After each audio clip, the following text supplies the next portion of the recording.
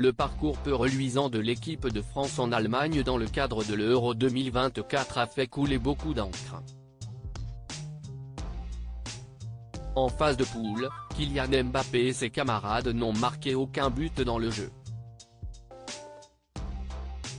Seul un pénalty transformé par le jeune capitaine de 25 ans leur a permis de mener face à la Pologne, mais Robert Lewandowski en a fait de même. Après une petite victoire face à l'Autriche et de nuls frustrants, les Bleus ont toutefois réussi à se hisser jusqu'en demi-finale.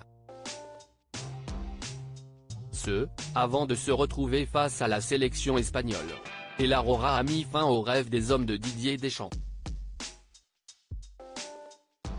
Depuis, certains supporters réclament la démission du sélectionneur.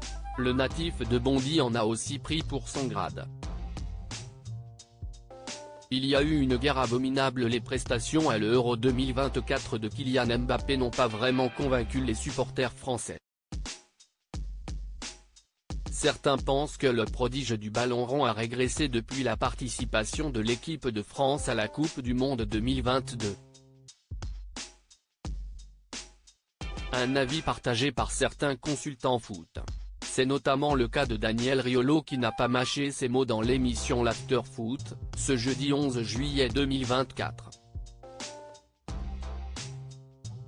Daniel Riolo @docteur connu pour son franc-parler, le journaliste et éditorialiste de RMC Sport est revenu sur le conflit qui opposait l'ancien joueur du Paris Saint-Germain à son président Nasser Al-Khelaifi.